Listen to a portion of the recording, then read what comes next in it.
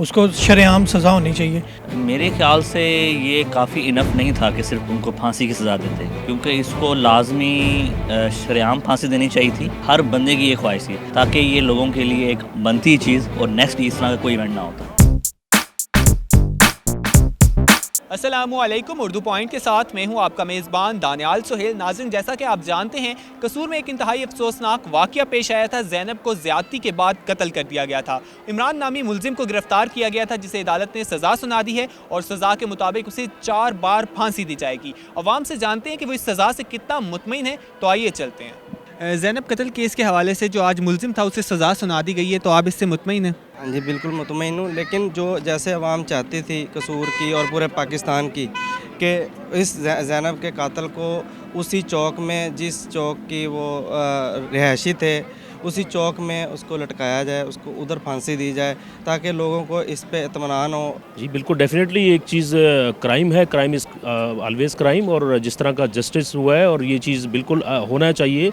और बल्कि इतना अच्छा फ़ैसला है। मैं तो एक और कह रहा था, अगर हमें सुन्नत नबी पे अमल किया जाए या इस तरह हम लोग कुछ और आगे करें, तो इस तरह की पनिशमेंट जब तक नहीं होंगी, मुआशरा हमारा कभी ठीक नहीं हो सकता। और ये हुई हैं तो तब ही हमारे ये चीज़ें सामने आएंगी और हमारे ये क्राइम्स ख़त्म होंगे। और बहुत सारी ऐसी चीज़ें हैं जिस पे काम करने वाला है और ऑन स्पॉट डिसीजन होनी चाहिए। अब फैसला ये भी है, जो भी हुआ है बहुत अच्छा हुआ है, वक्त पे हुआ है।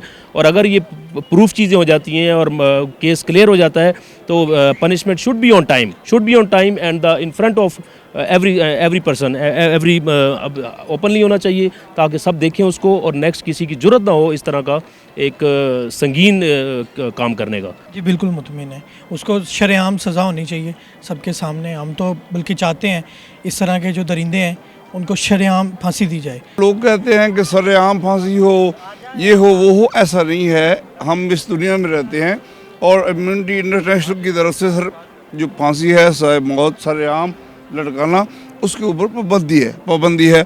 क्या मतलब, ये हमारा तो जो राय है, हमारी राय के मुताबिक तो उनको फांसी देनी चाहिए और चौक कटहरे में खड़ी करके उनको सरेआम सबके सामने फांसी दी जाए। इस तरह करने से आप समझते हैं अगर उन्हें चौक पे खड़ा करके फांसी दी जाएगी तो जो दूसरे लोग हैं उनके लिए वो इबरत का निशाना बनेगा, कोई ऐसा करने का दोबारा सोचेगा नहीं? हाँ बिल्कुल, हमारे जहन में यही है। तकरीबन हर बंदा यही सोचता है कि अगर सबके सामने उनको फांसी दी जाएगी तो हर नए जो स्कैंडल बन रहे हैं वो नहीं बनेंगे दोबारा। एग्जैक्टली मुतमईन है हम, इससे कोई शक नहीं कि इस तरह की सज़ा बल्कि सरेआम होनी चाहिए जहाँ पर इस तरह का केस होता है, बल्कि अदालत के सामने या फिर उस इलाके में, ताकि लोगों के लिए एक अच्छी नसीहत और एक अच्छा पैगाम पहुँच जाए, ताकि दोबारा किसी में हिम्मत ना हो इस तरह के काम करने में।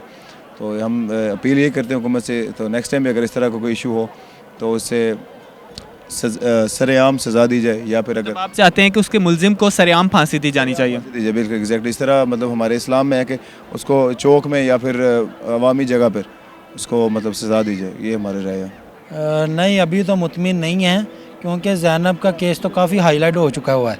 उसमें कसूर में इसके अलावा भी एक और हुआ है, ये वैलेंटाइन डे वाले दिन भी ना कोई बता रहे थे कि वहाँ पे भी लड़की को फिर उठाया है, तो लेकिन उसे ऐसा कोई मामला पेश नहीं आया दरपेश।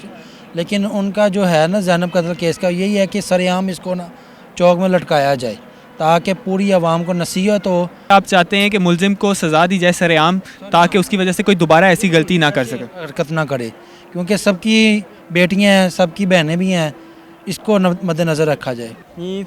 फर्स्ट तो ये है कि जो ज़ैनब को जो सज़ा मिली है वो सज़ा